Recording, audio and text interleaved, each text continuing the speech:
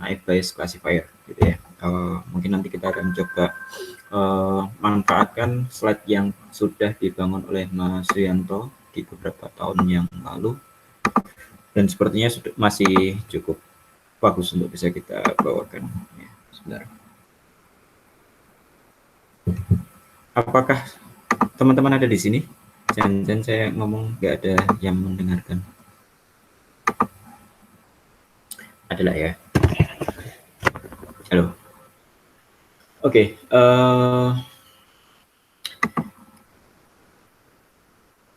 Materi yang kita pelajari ada di season 3 learning, dan juga nanti saya akan coba skip beberapa penjelasan terus kemudian masuk ke materi yang lain, yakni materi kaitannya dengan naive Bayes classifier ya. Materi yang sebelumnya ini semuanya adalah datanya observable, jadi artinya adalah kita melakukan proses pencarian dan juga algoritma yang basisnya adalah artificial intelligence. Ini dilakukan tidak berdasarkan data, tapi adalah berdasarkan observasi yang dilakukan dengan menggunakan rule-rule tertentu seperti itu. Jadi kita tidak pernah belajar terkait dengan data yang di-generate oleh manusia seperti itu. Dan ada permasalahan di mana kalau seandainya kita memiliki ada beberapa input, nanti dalam kasus machine learning biasanya kita akan mengenal ada beberapa atribut input, terus kemudian ada satu buah output yang diinginkan atau target kelas label, biasanya kita sebut sebagai kelas label. Bagaimana caranya kita memodelkan dari sebuah data? Nah, ini yang akan menjadi concern dari machine learning seperti itu. Dan machine learning adalah salah satu part atau salah satu bagian, salah satu cabang dari artificial intelligence, sehingga mungkin kita perlu mencoba untuk mempelajari hal ini. Let's say kita memiliki ada data yang semacam ini. Mungkin pertanyaannya adalah bagaimana cara kita untuk bisa menemukan suatu model. Model itu bisa diimplementasikan dengan berbagai macam. Ada yang model kaitannya dengan fungsi matematis, ada juga model yang kaitannya dengan aturan, kumpulan dari aturan atau rule-rule inferensi seperti itu. Nah, contoh misalkan kalau kita memiliki data yang seperti ini, pertanyaannya adalah kira-kira rule seperti apa yang bisa kita aplikasikan sehingga kita bisa mengetahui apakah kalau ada pewawancara, apakah kalau seandainya ada pelamar lain, kita bisa tentukan apakah pelamar itu akan diterima atau ditolak, gitu ya. Contoh misalkan di sini kita memiliki ada data atribut IPK, psikologi, wawancara, keputusan terkait diterima atau ditolak. Ini sebenarnya ditentukan oleh 3 atribut sebelumnya. Nah, pertanyaannya adalah kira-kira rule apa yang bisa kita ekstrak dari sana? Ada yang bisa menemukan? Okay.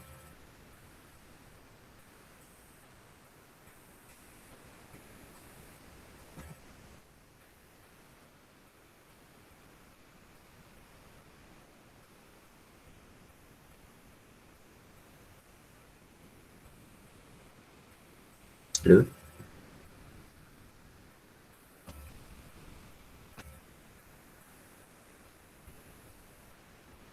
Kira-kira rule apa yang bisa kita ekstrak dari situ? Apa yang menentukan sebuah keputusan apakah seorang pelamar itu diterima atau ditolak?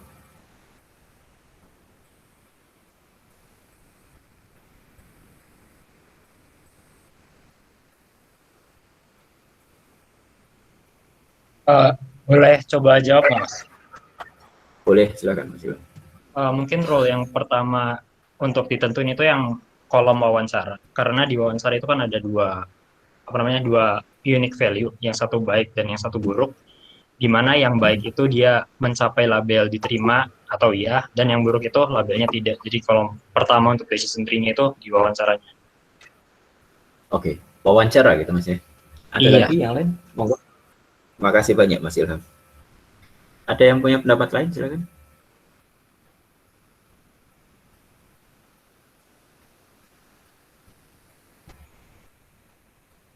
Atau sepakat dengan Mas Ilham? Mas Ilham ngomong kalau wawancaranya baik maka diterima wawancaranya. Kalau wawancaranya buruk apakah akan ditolak Mas Ilham?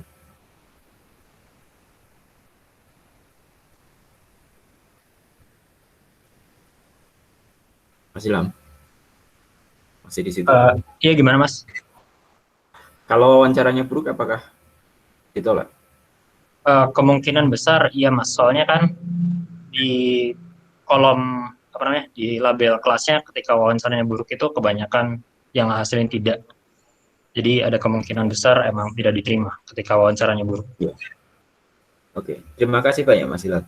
Jadi memang benar kalau untuk yang di posisi ini, benar tadi yang diutarakan oleh Mas Ilham, dari data yang kita miliki sebenarnya ada korelasi antara wawancara dengan keputusan apakah seorang pelamar itu akan diterima atau tidak diterima gitu ya.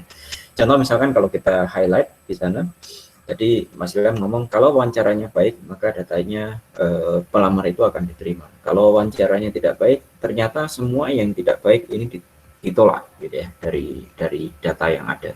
Data ini sebenarnya adalah histori dari apa yang terjadi pada katakanlah mensimulasikan histori dari apa yang terjadi pada sebuah proses rekrutasi pelamar pekerjaan gitu ya. Nah, maka pada posisi itu mungkin ada satu buah rule, jika wawancara itu baik, maka keputusan pelamarnya adalah dia akan diterima seperti itu ya. Nah, pertanyaannya mungkin tidak semudah itu kalau seandainya kita memiliki ada data yang lain. Seperti itu. Jadi contoh misalkan di posisi ini, kalau kita memiliki ada 11 data, kalau seandainya tadi 12 data, kita tidak melihat lagi bahwa tidak semua yang buruk ditolak gitu ya. Jadi ada yang buruk yang juga diterima gitu ya.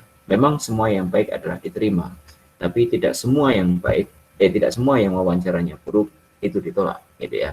Contoh misalkan di data yang pertama untuk yang IPK-nya bagus dan psikologinya sedang, namun wawancaranya tidak terlalu bagus, dia juga diterima juga gitu ya. Nah, ini mungkin bagaimana cara kita untuk menemukan aturan ini yang akan menjadi topik dari sebuah decision tree seperti itu. Pada posisi ini mungkin yang bisa kita miliki adalah karena yang dominan adalah wawancara, untuk semua yang wawancaranya baik karena semuanya diterima, maka kita akan memiliki ada rule, jika seandainya wawancaranya baik, maka dia akan diterima. Terus kemudian kalau seandainya buruk, ada beberapa yang bisa dilihat. Yang pertama, kalau seandainya psikologinya tinggi, maka tidak diterima. Kita lihat ya datanya. Kalau psikologinya tinggi, kalau wawancaranya buruk, psikologinya tinggi, ini nggak ada datanya, kita asumsikan tidak diterima. Terus kemudian kalau seandainya psikologinya sedang, kita lihat IPK-nya. Ya, IPK-nya kalau seandainya bagus kita terima, kalau seandainya cukup diterima juga, kalau seandainya kurang tidak diterima, kalau seandainya rendah ternyata dia tidak diterima. Nah, ini mungkin kita akan harusnya bisa menrespek kembali terkait dengan korelasi antara psikologi dan IPK kaitannya dengan keputusan diterima atau tidak diterima. Nah, kalau misalkan kita untuk yang data buruk ini adalah semua yang biru ditambah dengan yang di sini. Untuk yang psikologinya sedang, yang buruk ini ada 2, gitu ya. Jadi artinya untuk yang psikologi sedang ini tergantung dari IPK. Untuk kalau seandainya IPK-nya bagus, maka yang psikologinya sedang dia bisa diterima. Kalau seandainya sedang psikologinya sedang tapi IPK-nya kurang, dia bisa ditolak seperti itu.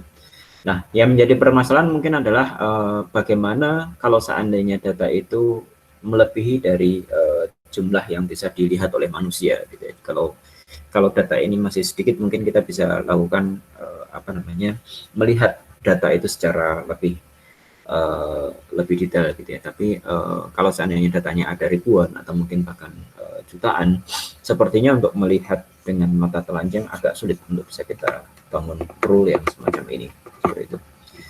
Dari rule tadi, kalau seandainya kita dari decision tree tadi, kalau seandainya kita ubah menjadi sebuah rule, maka hasilnya akan seperti ini.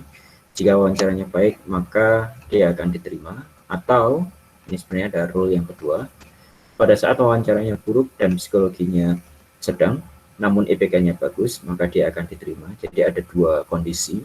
Ya, kondisi pertama dan ada 3 kondisi. Kondisi pertama yang secara umum, kondisi kedua yang minor, dan kondisi yang ketiga juga posisinya minor. Makanya di sana dia dioperasikan dengan operasi OR yang ada di situ. Nah, ada permasalahan sebenarnya pada saat kita mengalami sebuah learning. Biasanya kita tidak memiliki data yang lengkap gitu ya. Kenapa? Karena kemungkinan semua data yang ada ini bisa jadi tidak ada pada dataset kita atau data yang kita miliki gitu ya. Contoh misalkan IPK pada posisi tadi kita memiliki ada 3 kemungkinan, psikologi punya 3 kemungkinan, wawancara ada 3 kemungkinan. Keseluruhan kombinasi yang memungkinkan adalah kita memiliki ada 9 dikali dengan 2. Jadi kita akan memiliki ada 18 kemungkinan. Padahal yang kita miliki tadi, kita hanya memiliki 11 atau mungkin 12 data dari tabel yang sebelumnya. Sehingga muncul permasalahan, bagaimana caranya kita bisa melakukan proses generalisasi terhadap mesin data. Itu yang akan menjadi kendala berikutnya. Proses learning ini adalah bisa dilakukan, ada beberapa pertanyaan kaitannya dengan learning. Yang pertama, bagaimana untuk data yang sangat banyak gitu ya. Kalau mungkin korelasinya dengan tadi, kalau seandainya data yang kita miliki ada 1 juta, bagaimana rule itu bisa ditemukan, terus kemudian bagaimana menemukan aturan gitu ya, terus kemudian jika datanya tidak lengkap apa yang harus kita lakukan gitu ya, terus kemudian apakah aturan yang general untuk data yang akan datang, apakah aturan yang sudah dipunyai itu akan general untuk data yang akan datang. Ini juga akan menjadi permasalahan pada saat kita menggunakan metodologi machine learning. Tidak hanya di decision tree, mungkin kalau seandainya teman-teman nanti belajar artificial neural network atau mungkin sudah pernah belajar artificial neural network, permasalahan ini juga masih menjadi persoalan seperti itu. Oke, mungkin kita lanjut saja. Dalam decision tree, ini bisa dilakukan pada data yang sifatnya adalah discrete ataupun integer sebenarnya. Sebagian beberapa algoritma bisa menangani masalah data yang kontinu. Contoh misalkan algoritma C45 seperti itu, nanti bisa diimplementasikan dengan menggunakan decision tree yang basisnya adalah perubahan dari algoritma yang sebelumnya atau algoritma yang lain gitu ya. Contoh misalkan di decision tree yang akan kita pelajari atau mungkin nanti kita sebut sebagai ID tree, iterative dichotomous version tree, ini tidak bisa menangani data integer ataupun data yang kontinu. Tapi versi decision tree yang lain, contoh misalkan C45 atau mungkin dalam algoritma library WK disebutnya sebagai C448, itu bisa menangani masalah data yang kontinu.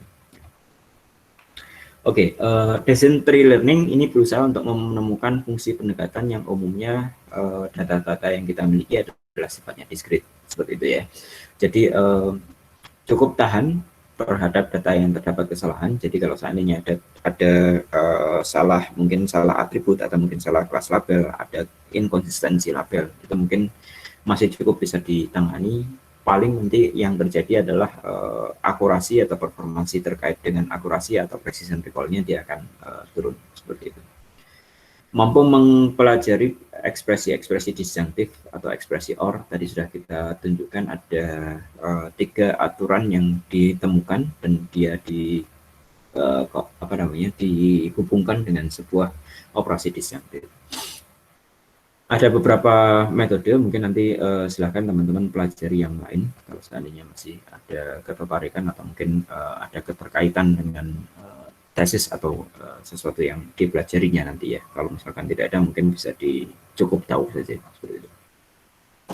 Nah, dalam membangun sebuah decision tree, maka salah satu yang perlu kita ukur pertama kali adalah entropi. Entropi ini mengukur heterogenitas atau keberagaman dari kumpulan sampel data gitu ya. Apa yang dimaksud dengan heterogenitas ini mungkin yang perlu kita perjelas gitu ya. Dimana nanti dengan entropi nilai-nilai yang ada ini akan semakin besar kalau kita ukur dengan entropi, maka itu artinya adalah data itu akan semakin heterogen. Tapi kalau seandainya datanya semakin homogen, maka dia akan memiliki entropi yang nilainya jauh lebih kecil. Gitu ya. Saya akan coba pertegas terlebih dahulu kaitannya dengan heterogenitas data. Jadi kalau seandainya kita memiliki ada 2 kemungkinan nilai, katakanlah kemungkinannya hitam dan putih, gitu ya. Terus kemudian kita masukkan ada sekumpulan data pada satu kantong, gitu ya. Kalau seandainya semua data yang ada di sana, bola-bola yang kita masukkan ke dalam kantong, gitu ya, semuanya warnanya adalah hitam, maka data itu akan bersifat homogen, gitu ya. Kenapa? Karena semuanya memiliki data yang memiliki values yang sama, gitu ya, sama-sama hitam semuanya. Namun kalau seandainya kita memiliki ada 5 yang putih dan 5 yang hitam, maka kita akan katakan sebagai heterogen, gitu ya. Lihat bahwa tingkat heterogenitas ini beragam, gitu ya. Jadi kalau seandainya ada kombinasi di mana 4 berwarna hitam dan 4 berwarna putih, maka keheterogenitas yang contoh tadi 5:5 itu jauh lebih tinggi bila dibandingkan dengan yang 4:6, gitu ya. Dan contoh yang lain lagi adalah kalau seandainya kebalikannya, kalau tadi misalkan 4 putih 6 hitam, sekarang kalau seandainya kita memiliki ada 6 putih dan 4 yang hitam, maka itu pun nilainya juga harusnya lebih kecil dibandingkan dengan 5 putih dan 5 hitam, gitu ya. Dan mungkin nanti perlu kita ketahui apakah 4 putih dan 4 hitam itu sama dengan 6 putih dan 6 hitam, seperti itu. Itu yang akan menjadi permasalahan pada saat kita mengukur entropi, ya. Entropi ini dinyatakan dalam rumusnya seperti ini. Jadi sigma dari 1 sampai kemungkinan values yang kita miliki, gitu ya. Bisa nanti kelas atau mungkin values dari sebuah atribut, seperti itu. Minus P1 dari PI, jadi kemungkinan values yang pertama sampai values yang terakhir, log 2 dari PI. Kalau kita punya ada hitam dan putih, berarti probabilitas berapa banyak hitam dan berapa banyak putih nanti akan kita masukkan ke semua dari sini, terus kemudian kita summingkan atau agregasikan. Kita totalkan, ada di sana. PI ini menyatakan probabilitas sampel dari kelas I. Jadi kalau misalkan dia ada 5 hitam dan 5 putih, berarti untuk values putih, berarti karena ada 5 yang putih dibagi dengan keseluruhan jumlah data adalah 10, 5 bagi 10, seperti itu. Terus kemudian ada 5 yang hitam, berarti ada 5 dibagi dengan keseluruhan datanya, probabilitasnya adalah 5/10, jadi ada setengah dengan setengah, gitu ya. Nah, nilai entropi ini nanti kalau kita ukur dengan probabilitas untuk jumlah values yang sama dengan 2 atau ada 2 values yang memungkinkan, maka akan mengikuti diagram atau bentuk grafik yang seperti ini.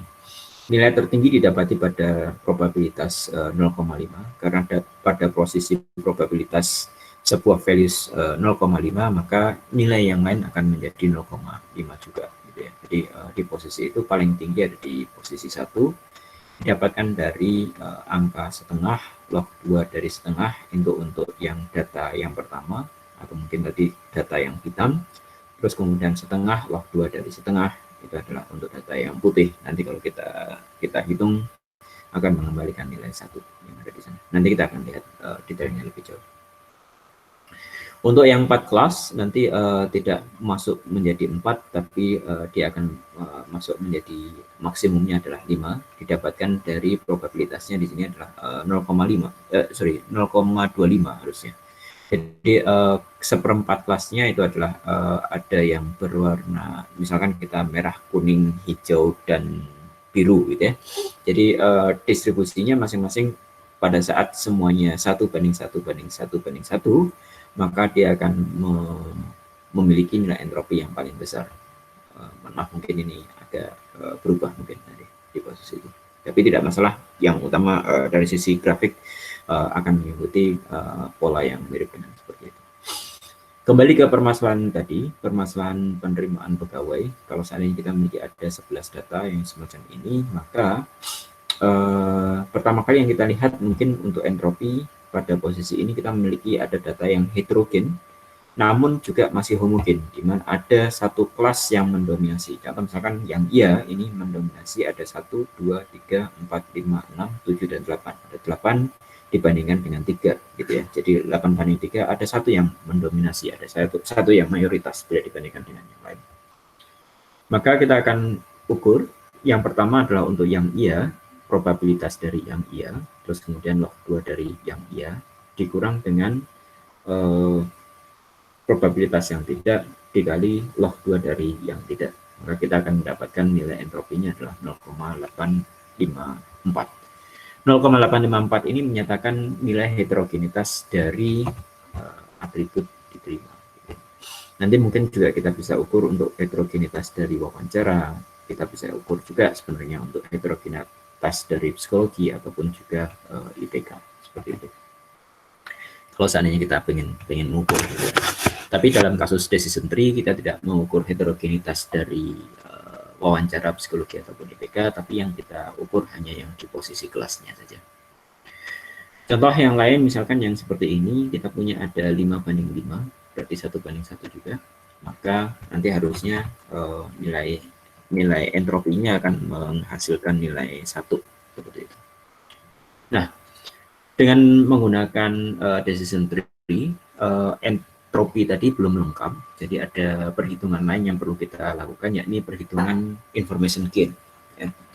Information gain ini apa? Information gain ini adalah menyatakan efektivitas sebuah atribut dalam melakukan klasifikasi data, atau mungkin seberapa besar, kalau dalam bahasa yang lain mungkin saya bisa nyatakan seberapa besar sebuah atribut itu mempengaruhi proses klasifikasi dari data yang kita miliki.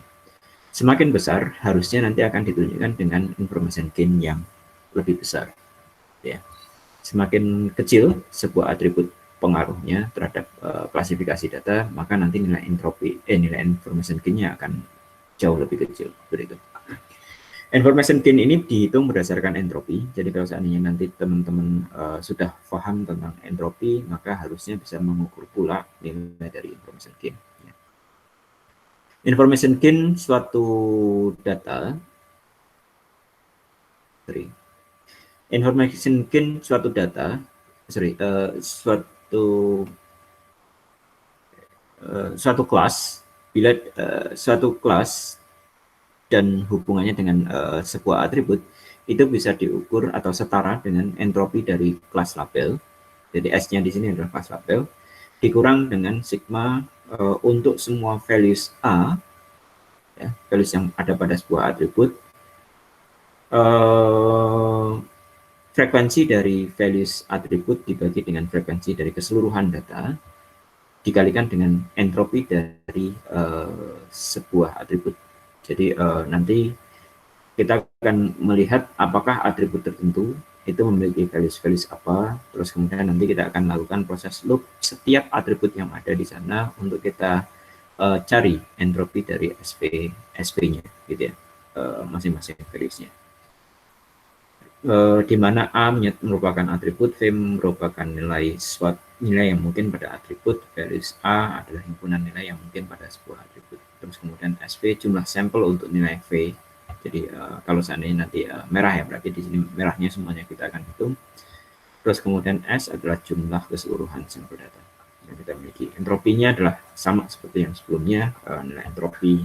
Hanya saja subset datanya yang akan berubah. Kalau S ini adalah kaitannya dengan keseluruhan dataset yang kita miliki, sedangkan SV itu adalah SP yang ada di sini itu adalah subset terhadap values tertentu. Contoh misalkan IPK, kalau kita punya IPK di sini, tergantung IPK-nya misalkan ada baik dan buruk ya, berarti kita akan pisahkan untuk yang IPK baik menjadi satu subset, untuk yang IPK buruk akan menjadi satu buah subset yang lain. Begitu. Contoh pada data yang semacam ini, misalkan kita lakukan, tadi kita sudah hitung entropinya, lihat bahwa information gain ini untuk yang perhitungan entropi yang utama ini berlaku untuk keseluruhan values yang ada. Jadi pertama kali kita harus melakukan perhitungan entropi terhadap keseluruhan dataset yang kita miliki. Ya. Atribut yang terima bisa kita katakanlah sebagai misalkan positif, terus kemudian yang tidak diterima itu sebagai negatif, gitu ya. Diterima atau ditolak dia akan menjadi positif atau negatif. Tadi dari data yang kita punya ada 8 yang positif dan 3 yang negatif, dengan jumlah data yang kita miliki adalah 11 data, gitu ya. Nah, pada IPK, contoh misalkan kita ingin mengukur information gain IPK yang menyatakan seberapa besar atau seberapa kuat sih IPK mempengaruhi keputusan, gitu ya. Pada IPK kita memiliki ada values-nya adalah bagus, cukup, dan kurang, gitu ya. Dari mana? Dilihat dari data. data ini kita punya ada 4 yang bagus, 4 yang cukup, dan 4 yang kurang. Berarti kita punya subset data pertama sampai yang keempat itu adalah subset pertama, data yang ke-5 sampai yang ke-8 adalah subset yang kedua, data yang ke-9 sampai yang ke-11 itu adalah subset yang ketiga.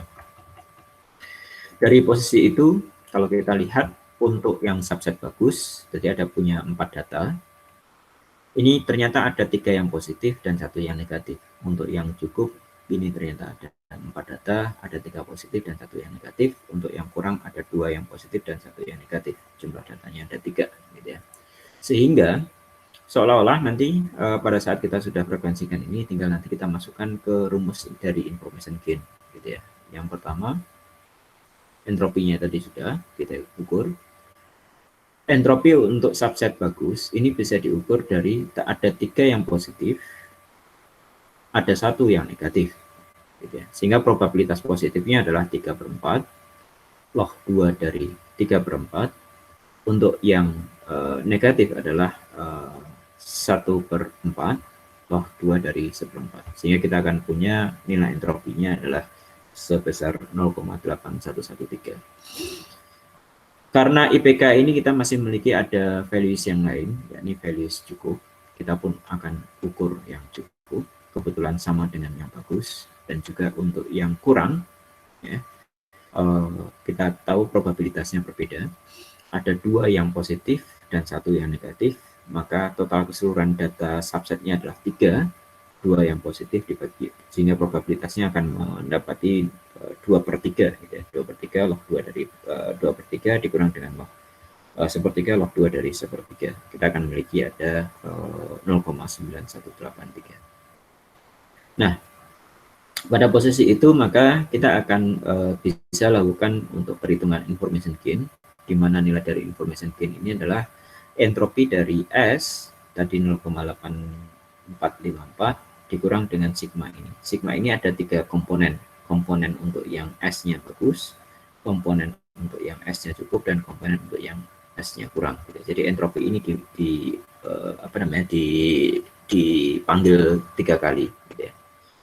Terus kemudian dari posisi itu kita punya ada 4/11 dikali dengan 0,813, 4/11 kali 0,813 dikurang dengan 3/11 kali dengan 0,918, sehingga kita memiliki ada information gain nilainya adalah 0,0049 bit, seperti itu. Nah, 0,0049 bit ini menyatakan seberapa kuat IPK mempengaruhi keputusan yang ada pada dataset kita, seperti itu.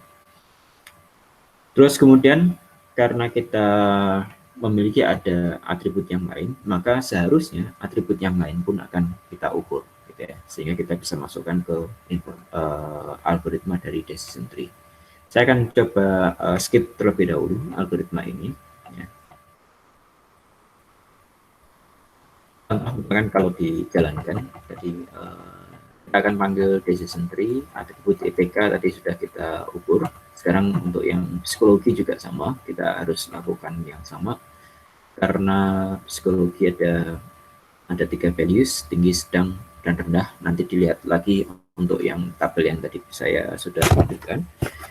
Maka dari posisi itu kita akan masukkan ke sini, sehingga kita akan punya nilai entropi untuk yang pertama ini adalah 0, entropi untuk yang sedang adalah 0,7219. Ini nanti dihitung dengan rumus entropi yang ada, dimasukkan nilai ini, gitu ya. Terus kemudian dari posisi itu nanti kita akan masukkan ke information gain-nya. Jadi ada 3/11, ini 5/11, terus kemudian 3/11 dikalikan dengan posisi masing-masing entropinya. 3/11 dikali dengan entropi yang pertama 0, 5/11 dikali dengan entropi yang kedua, dan 3/11 dikali dengan entropi yang ketiga. Sehingga kita memiliki ada nilai bit yang jauh lebih besar, nilai information gain yang jauh lebih besar. Di posisi ini kita paham bahwa psikologi itu nilainya jauh lebih mempengaruhi keputusan pada dataset, pada kelas label dataset, bila dibandingkan dengan yang IPK, gitu ya. Terus kemudian kita juga cari untuk yang wawancara. Wawancara tadi kita punya ada 2 value saja, yang baik dan buruk, gitu ya. Ada 6 yang baik, 6 yang baik semuanya diterima, ada 6 yang buruk, 5 yang buruk, 2 ditolak dan 2 diterima dan 3 ditolak, maka kita bisa ukur entropinya. Dari posisi itu mungkin kita bisa lakukan proses perhitungan, didapatkan information gain-nya adalah 0,44040. 0,4040.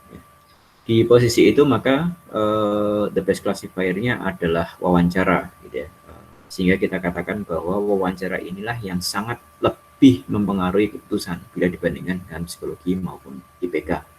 Nah, dari proses itu maka kalau kita lihat di algoritma decision tree-nya, nanti kita akan kembalikan wawancara sebagai sebuah node, ya. Nanti wawancara, karena kita memiliki ada 2 values, ya, maka kita akan bisa cek, nanti kita akan bagi menjadi 2 subset kaitannya dengan wawancara yang baik dan juga wawancara yang buruk, semua yang values-nya dimiliki oleh wawancara. Kita akan panggil fungsi decision tree lagi dengan masukkan sampel yang berbeda, ada 6 positif dan 6 negatif. Ini nanti saya akan coba detailkan algoritmanya setelah tadi saya skip terlebih dahulu. Kumpulan sampel ini akan karena semua atributnya diterima, untuk yang wawancaranya baik, atribut targetnya hanya ada diterima, terus kemudian kumpulan atributnya ada IPK dan psikologi. Karena semua sampelnya yang baik semuanya kelasnya adalah diterima, maka kita akan berhenti dan panggil kembali ke root, sehingga menemukan seolah-olah memiliki data seperti ini. Jadi rule ini bisa dibangun pada posisi itu adalah memiliki ada wawancara, semua yang baik akan diterima. Sekarang tinggal di posisi ini untuk yang subset yang buruk, ya. Jadi posisi yang buruk tadi tidak semuanya diterima ataupun juga tidak semuanya ditolak, maka harusnya akan terjadi sesuatu di sana. Pada posisi itu untuk yang buruk, untuk yang nilai buruk terdapat 5 sampel, berarti sampelnya tidak kosong, sehingga kita panggil untuk atributnya masih sama diterima, targetnya masih diterima, IPK-nya yakni psikologi dan atribut yang mempengaruhi adalah IPK dan psikologi, tadi wawancara yang sudah diambil, maka kita harus ukur sebenarnya antara psikologi dan juga IPK, seberapa besar psikologi mempengaruhi, seberapa besar IPK mempengaruhi. Mengukurnya gimana? Mengukurnya dengan menggunakan information gain, dan information gain itu dilakukan terhadap data yang jumlahnya 5 baris. Kalau yang tadi yang di sini diukur berdasarkan yang 11 baris, sedangkan yang di sini diukur berdasarkan yang 5 baris. Seharusnya seperti itu. Katakanlah kita memiliki ada psikologi yang lebih tinggi bila dibanding IPK, maka nanti psikologi yang ada di sana dengan pemanggilan algoritma decision tree, nanti kita akan dapati bentuk tree yang semacam ini. Ini proses untuk inferensinya, sehingga nanti kita memiliki ada rule-nya adalah kurang lebih seperti ini. Oke, saya kembali ke algoritma. Pada proses decision tree ini algoritma yang kurang lebih seperti ini. Jadi algoritma decision tree dari 1 sampai ke 4 bagian ini dilakukan dengan membuat sebuah fungsi rekursif. Ada pemanggilan decision tree di sini, id3. Lihat nama fungsinya adalah decision tree, id3. Di sini ada pemanggilan id3 juga. Ya. Yang pertama, ini adalah kita akan membuat sebuah simpul, gitu ya. Sebelum pergi ke sini, saya tunjukkan parameternya. Ada kumpulan sampel atau kita sebut sebagai dataset, ada atribut target atau kita sebut sebagai kelas label, ada kumpulan atribut atau mungkin kita sebut sebagai atribut saja atau variabel, gitu ya. Pertama kali kita akan buat sebuah simpul, makanya tadi kita buat simpul, terus kemudian jika semua sampel pada kelas I, jika semua sampel adalah kelas I, ya, jadi nanti di kelas ini bisa saja diterima, semuanya diterima, atau semuanya ditolak. Lihat di dataset kita, kalau semua datasetnya kelasnya adalah sama, maka kita berhenti di yang pertama, ya. Kalau misalkan tidak, contoh misalkan di data yang kita miliki, ada yang ditolak dan ada yang diterima, maka harusnya tidak berhenti di dua. Kita masuk yang ketiga, jika kumpulan atributnya kosong, atribut kosong itu maksudnya adalah kalau seandainya tidak ada atribut yang kita miliki lagi, maka kita akan kembalikan di sini. Tapi pada posisi pemanggilan pertama, tadi kita punya ada atributnya adalah IPK, psikologi, dan juga wawancara. Maka kita tidak masuk di bagian yang kedua, yang ketiga di bagian if ini. Kita masuk ke yang else. A ini adalah atribut yang merupakan base classifier. Penentuan base classifier ditentukan dari mana? Dari information gain masing-masing kumpulan atribut yang kita miliki. Jadi kita mencari information gain. Information gain itu tadi hanya satu baris ini saja. Terus kemudian atribut keputusannya untuk root itu adalah atribut yang menjadi base classifier. Ini tadi ditunjukkan dengan wawancara. Makanya tadi setelah note yang pertama itu adalah wawancara. Untuk semua VI pada nilai note base classifier, lihat bahwa wawancara punya dua, wawancara yang bagus dan wawancara yang buruk, gitu ya. Maka untuk semua yang ada, tambahkan satu buah cabang. Ya. Jadi wawancara tambah satu cabang, terus kemudian kita memanggil decision tree kita. Di posisi ini kita mengambil decision tree. Buat sebuah variabel, misalnya sampel subset, gitu ya, sebagai himpunan bagian atau subset dari kumpulan sampel yang bernilai VI pada atribut A. Kalau tadi A ini punya ada dua values, wawancara yang baik dan wawancara yang buruk, maka kita akan bagi datanya sebenarnya. Semua data yang wawancara baik akan pergi ke root pemanggilan yang pertama, wawancara yang buruk akan pergi ke pemanggilan yang berikutnya nanti. Jika sampel VI adalah kosong, maka bawah cabang ini tambahkan satu simpel leaf ya, dan beri label dengan nilai atribut target yang paling umum atau yang paling sering muncul. Gitu. Jadi nanti kita akan tambahkan sebuah variabel dengan nilai tertentu, tergantung dari dataset yang kita punya. Datasetnya misalkan sudah dibagi ya berarti tergantung dari jumlah yang kita miliki. Selain itu, di bawah ini tambahkan subtree dengan memanggil fungsi decision tree. Jadi prosesnya adalah dia dilakukan secara rekursif. Dengan mekanisme seperti ini, maka nanti kita akan bisa dapati apa namanya decision tree yang kita tengok, yang kita bangun. Ya. Jadi di posisi ini datanya tidak kosong, semua kelasnya tidak sama, terus kemudian datanya tidak kosong, atributnya masih ada gitu ya, dan dia terpilih sebagai atribut base classifier. Values-nya dibagi yang baik, terus kemudian di sini kita bangun satu buah node, tapi karena semuanya sama values-nya, maka kita akan katakan bahwa oh ya semuanya diterima gitu ya. Terus kemudian di iterasi berikutnya untuk yang buruk kita cari lagi base classifier dan memanggil decision tree gitu ya. Ternyata ketemu psikologi. Itu yang akan terjadi di decision tree kurang lebih. Barangkali ada yang mau ditanyakan, silahkan. Semoga ada pertanyaan kalau seandainya ada.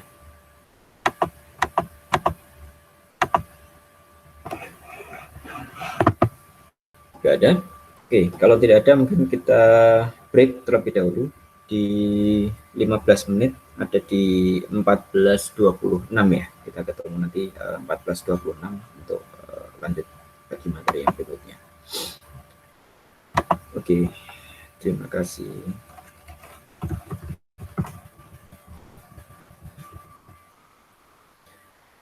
Izin saya matikan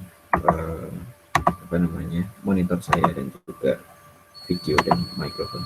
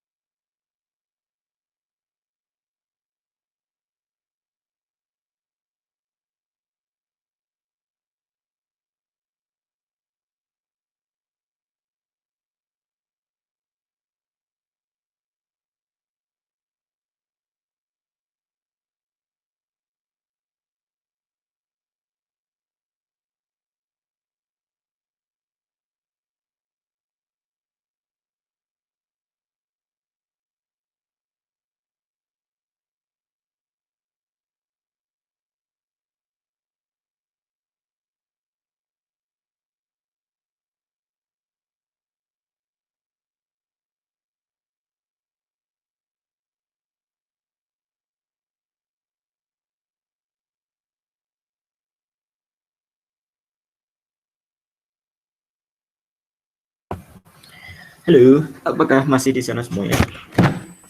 Halo, Mas Mbak. Masih, Mas. Masih, Oke. Mas. Oke, saya share screen terlebih dahulu sambil ganti slide yang ada.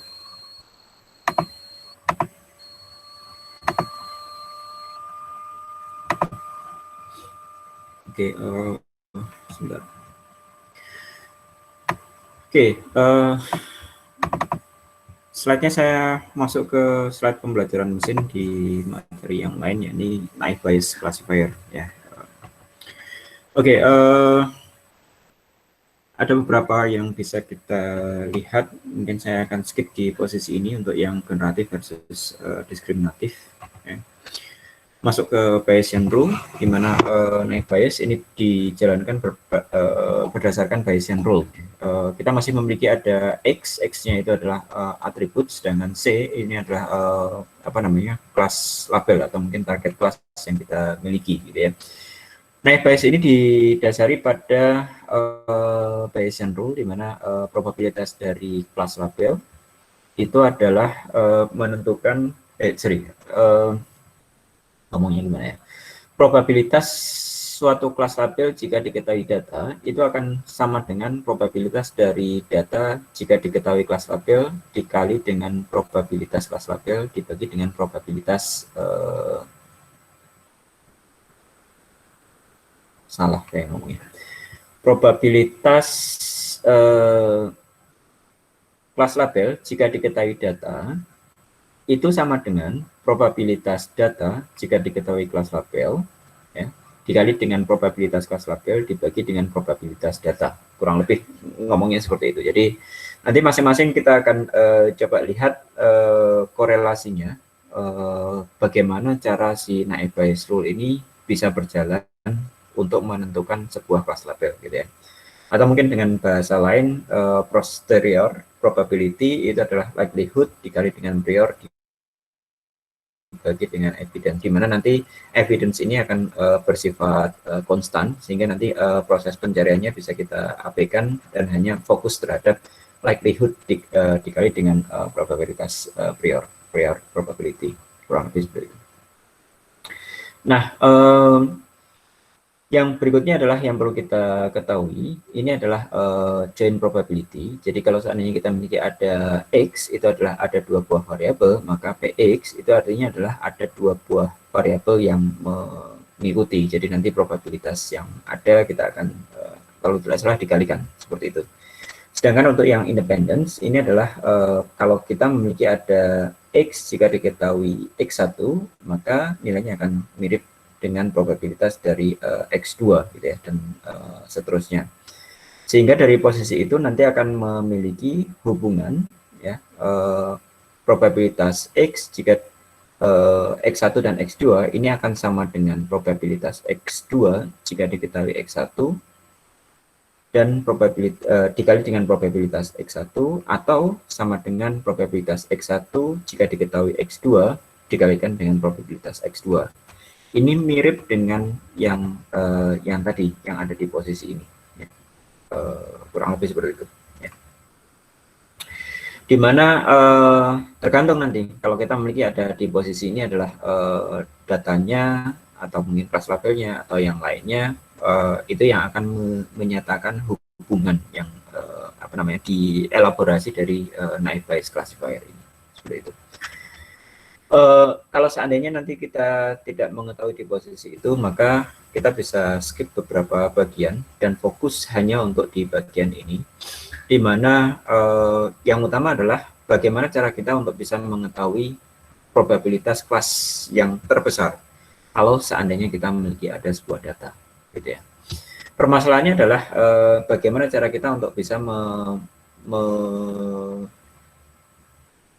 mempelajari adanya sebuah joint probability dari data yang ada, gitu ya.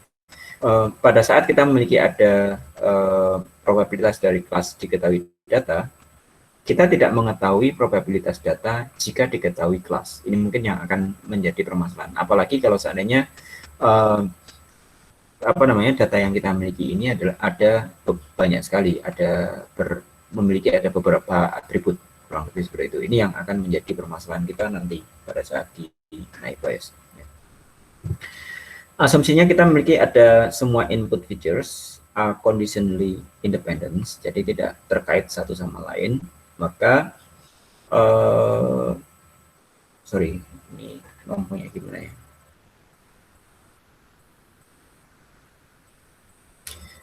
Mohon maaf, saya skip di posisi ini, di bagian atasnya terutama, sehingga nanti bisa kita miliki yang pertama adalah probabilitas variabel tertentu jika diketahui kelas label,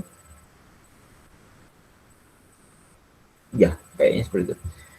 Probabilitas atribut suatu atribut tertentu jika diketahui kelas label dan diikuti dengan probabilitas atribut yang lainnya jika diketahui kelas label, dan demikian seterusnya sampai kita memiliki atribut yang paling akhir seperti itu. Ini yang akan menjadi dasar kita untuk melakukan proses perhitungan yang ada di sini, sehingga nanti bisa kita manfaatkan untuk proses pencarian nilai yang ada di bagian di sana.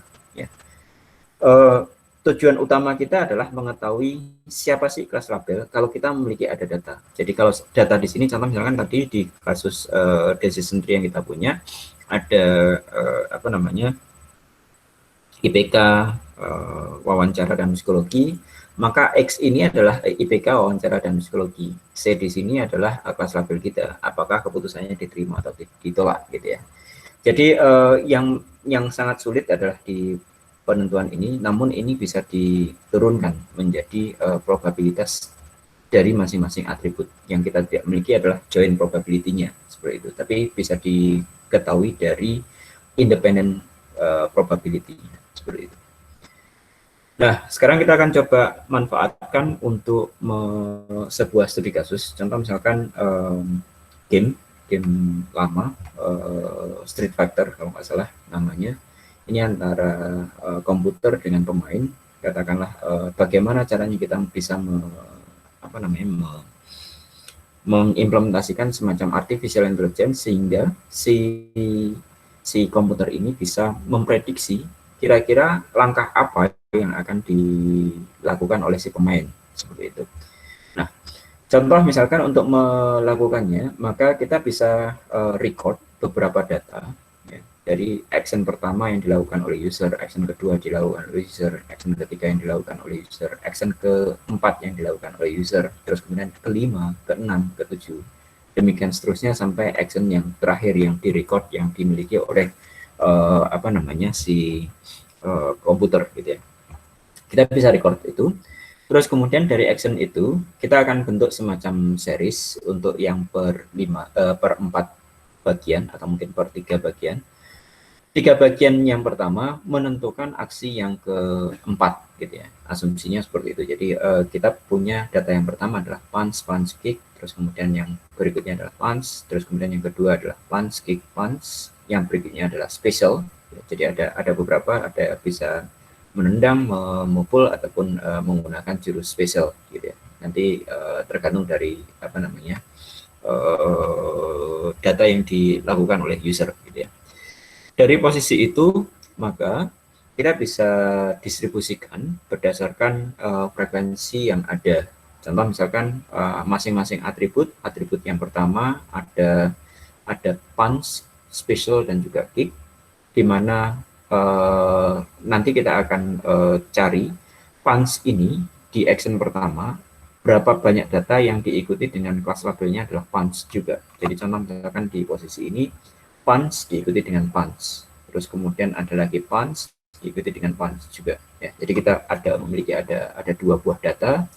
Action pertama nilainya adalah punch, yang diikuti dengan kelas labelnya adalah punch juga gitu ya. Data ini menyatakan bahwa probabilitas dari data jika diketahui kelas label itu yang kita miliki yang ada di situ. Terus kemudian data inilah yang akan menjadi ingredient kita untuk naik bias. Ya. Data yang terakhir yang di sini ini adalah probabilitas dari masing-masing kelas label. Jadi kelas labelnya karena ada punch, special, dan kick, kita juga memiliki ada data yang semacam itu. Punch-nya 1, 2, 3, 4, dan 5. Kita akan totalkan ada di sana, punch-nya ada 5, spesialnya ada 3, dan seterusnya, seperti itu. Contoh yang lain lagi mungkin yang di sini, action 2-nya adalah special, tapi diikuti dengan kick. Ya, spesialnya sedikit ya, tidak terlalu banyak. Action 2-nya adalah special. Action 2-nya special hanya ada 1 dan 2, tidak ada yang lain. Ya. Action special yang diikuti dengan kick ada 1, special diikuti dengan kick ada 2. Jadi karena dua-duanya ada di posisi kick, maka action special, action 2-nya adalah special, namun diikuti dengan kick ada 2, sedangkan yang lainnya dia tidak bernilai. Ya, seperti itu. Jadi data ini didapatkan dari kelas frekuensi dari tabel yang kita miliki. Nah, setelah kita miliki ada seperti itu, maka kita akan ubah frekuensinya menjadi probabilitas. Probabilitas dari mana? Dari masing-masing kelas probability. Hati-hati di sini adalah kelas, ya. Terkadang ada teman-teman yang salah untuk menghitung di bagian samping yang ada di sini. Jadi ini adalah menyatakan kelas probability. Kalau kelas probability lihatnya dari posisi kelas. Ya, kelasnya adalah di sini punch ada 5 buah data di posisi kelasnya, maka kita akan bagi terhadap 5. Spesialnya ada 3 buah data, maka akan dibagi menjadi dengan 3. Kick ada 4 buah data, ini akan dibagi menjadi dengan 4. Demikian seterusnya sampai di posisi ini jumlah datanya ada 12, masing-masing akan kita bagi dengan angka 12. Nah, setelah kita memiliki kelas probability ini, inilah yang akan dipergunakan oleh Naive Bayes untuk melakukan proses klasifikasi. Ya, proses klasifikasinya seperti apa? Contoh, kalau seandainya ada satu buah aksi, itu adalah aksi pertamanya kicks, aksi keduanya adalah punch, aksi ketiganya adalah punch. Kira-kira aksi keempatnya apa? Ya, aksi keempatnya apa? Maka kita akan hitung probabilitas dari aksi yang tidak kita ketahui adalah kelas labelnya adalah kick. Kalau kita memiliki aksi pertamanya adalah kick, aksi keduanya punch, aksi ketiganya adalah punch. Jadi data ini adalah data yang kita ketahui. Data yang kita ketahui adalah aksinya, namun kelas labelnya tidak kita ketahui. Makanya kita harus ukur probabilitas kelasnya adalah kick berapa, probabilitas kelasnya adalah punch berapa, dan probabilitas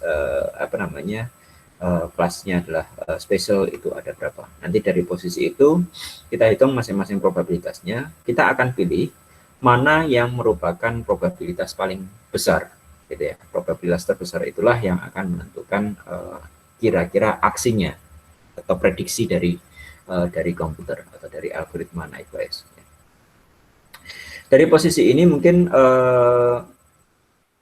kelas probability dari masing-masing aksi tadi kita ambil ya, dari lampahan tadi. Probabilitas kelasnya adalah kick. Kalau seandainya diketahui aksi 1 adalah kick, aksi 2 adalah punch, aksi 3 adalah punch, ini adalah mengikuti formula yang tadi yang ini. Jadi mengikuti perhitungan ini. Probabilitas dari atribut jika diketahui kelas label dikali dengan probabilitas kelas label. Probabilitas kelas label ini dari dataset, probabilitas yang atribut jika diketahui kelas label ini pun dari dataset yang kita miliki. Jadi kita akan lakukan proses perhitungan dan kita akan dapatkan angkanya adalah kurang lebih sekitar 0,01 seperti itu. Dan di posisi yang lain kita harus ukur juga, hitung juga gitu ya, untuk yang punch ya, dimana nilai ini akan berubah ya. Lihat untuk yang probabilitas punch-nya adalah 5/12 gitu ya. Probabilitas punch-nya adalah 5/12. Probabilitas aksi 1 adalah kick diikuti dengan jika diketahui punch, probabilitas aksi 2-nya adalah punch jika diketahui kelas labelnya adalah punch, probabilitas aksi 3-nya adalah punch jika diketahui kelas labelnya adalah punch. Ini didapatkan dari tabel yang ada tadi. Terus kemudian dari kesemuanya kita akan bandingkan dan ternyata nilai yang paling tinggi adalah 0,2 sehingga kita dengan angka ini kita ketahui bahwa probabilitas punch-nya adalah yang paling besar, maka kita akan bisa asumsikan bahwa nanti si user ini akan melakukan punch seperti itu atau pukulan seperti itu. Barangkali biasanya teman-teman yang belajar tentang naive Bayes ini adalah bertanya-tanya, kalau ini adalah probabilitas dari keseluruhan kelas label, kenapa kok jumlah dari probabilitasnya tidak sama dengan 1 seperti itu. Nah, itu yang mungkin perlu kita coba tengok kembali dari rumusnya. Apakah naive Bayes itu benar seperti itu? Tadi sebenarnya ada satu perhitungan yang kita skip. Tapi saya nyatakan bahwa prosesinya seperti ini. Jadi naive Bayes yang tadi kita lakukan ini mengikuti Bayesian rule yang ada. Probabilitas kelas label jika diketahui atribut ini akan sama dengan probabilitas atribut jika diketahui kelas label di dikali dengan probabilitas kelas label dibagi dengan probabilitas atribut. Jadi nanti kalau seandainya itu kita bagi dengan probabilitas atribut dan kemudian kita jumlahkan, baru kemudian nanti nilai dari keseluruhan probabilitas itu akan menjadi sama dengan 1, kurang lebih seperti itu. Jadi di posisi itu nanti akan formula dari naive Bayes ataupun mungkin Bayesian rule-nya akan menjadi benar, kurang lebih seperti itu. Mungkin itu saja dari naive Bayes. Mungkin saya tambahkan sedikit nanti di posisi tertentu. Kalau seandainya teman-teman nanti menggunakan naive Bayes, maka prosesnya akan berlangsung seperti itu. Dan yang perlu diketahui tadi adalah untuk probabilitas dari datanya sebenarnya adalah sama gitu ya. Jadi nanti dibagi dengan probabilitas kick dikali dengan probabilitas punch dibagi dengan probabilitas punch untuk aksi yang ketiga. Gitu. Jadi nanti di posisi itu harusnya yang di sini pun akan dibagi dengan hal yang sama, di sini pun akan dibagi dengan hal yang sama. Namun karena pembaginya adalah konstan, biasanya orang yang memanfaatkan naive Bayes ini tidak menghitung probabilitas dari data. Seperti itu. Itu yang terjadi di naive Bayes distribusi ini, dan juga ada satu yang hilang yang tidak kita hitung di sana. Oke, kita akan coba lagi cara yang lain, gitu ya. Dan di cara yang lain ini memperkenalkan ada satu bagian atau satu metode tertentu untuk mengatasi satu buah permasalahan yang ada. Contoh misalkan kita memanfaatkan ada probability tennis match ya, berdasarkan cuaca yang ada. Yang kita lihat adalah outlook-nya, penampilannya seperti apa, terus kemudian temperaturnya seperti apa, kelembapannya seperti apa, terus kemudian anginnya seperti apa, gitu ya. Terus kemudian apakah kita akan melaksanakan tenis ball atau tidak, bermain tenis atau tidak, gitu ya. Dari data yang ada, lihat bahwa ada data yang tidak memiliki observasi. Ya, contoh misalkan untuk data yang outlook-nya adalah overcast dan tidak bermain, ini tidak pernah ada seperti itu. Dan juga ada untuk yang suhunya adalah panas, namun kelas labelnya adalah bermain, ini tidak ada. Gitu ya. Jadi di posisi itu biasanya orang akan melakukan sedikit perubahan, gitu ya. Sehingga pada saat kita memiliki ada bagaimana caranya memprediksi label yang ini, outlook-nya adalah overcast, ya, overcast di posisi ini kita tidak memiliki. Terus kemudian temperaturnya adalah hot, ada di posisi ini, hotnya adalah kita tidak memiliki di sana, sehingga kalau kita kalikan di posisi ini, ada yang hotnya yes, itu adalah tidak bermain di posisi ini, dan yang overcastnya adalah tidak bermain, overcast tapi tidak bermain, ini adalah 0, gitu ya. Sehingga di posisi itu akan menghasilkan nilai yang sama-sama dengan 0, gitu ya. Nah, pertanyaannya kalau seandainya seperti ini bagaimana, gitu ya. Nah, itu yang akan menjadi permasalahan kita. Nah, apakah akan dilabeli sebagai yes atau sebagai no? Permasalahan ini akan diatasi dengan adanya sebuah proses yang dinamakan dengan Laplace smoothing, di mana Laplace smoothing ini adalah menambahkan semua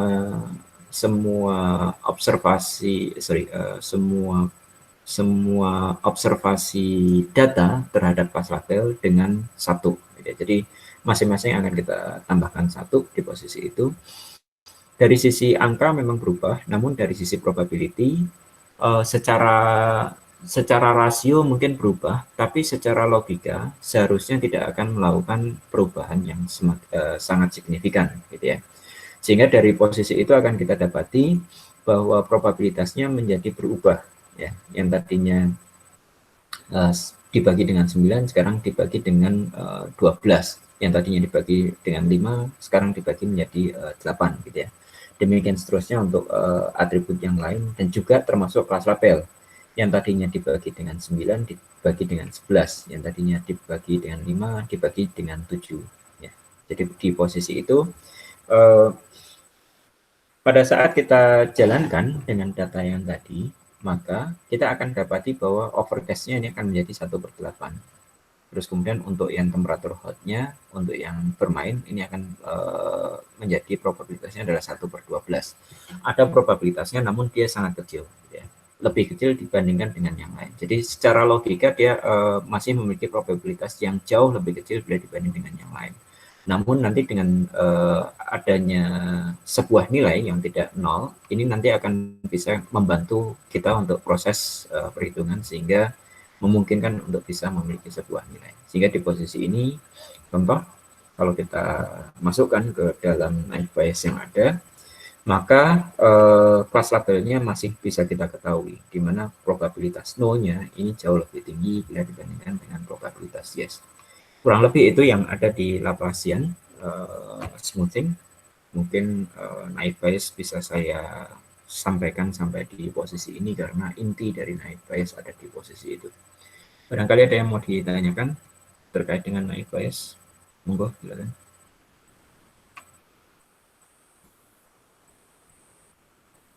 Kalau ada.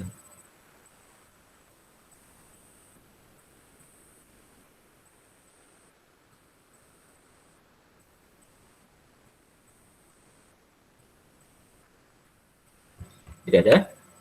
Oke, kalau tidak ada, barangkali minggu depan saya akan coba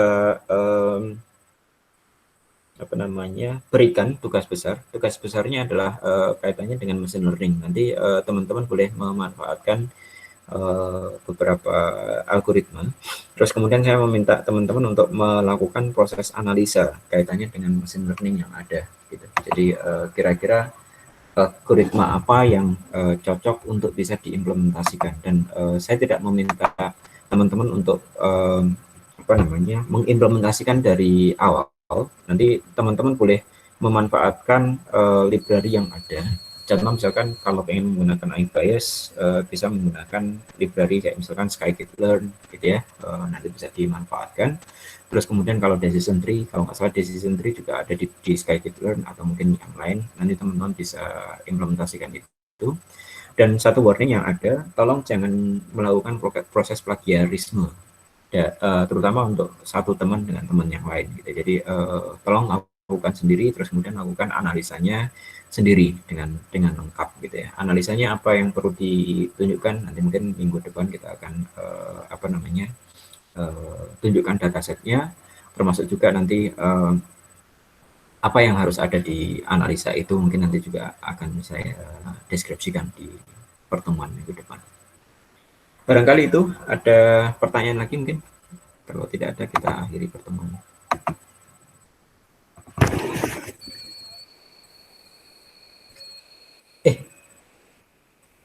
Mohon maaf, tadi saya... Halo? Iya, Mas. Apakah tadi screen sharing saya kelihatan? Slide saya yang kedua. Kelihatan, Mas. Kelihatan ya? Oke. Benar ya? Oke. Ya sudah, kalau seperti itu terima kasih. Kalau tidak ada pertanyaan, saya akan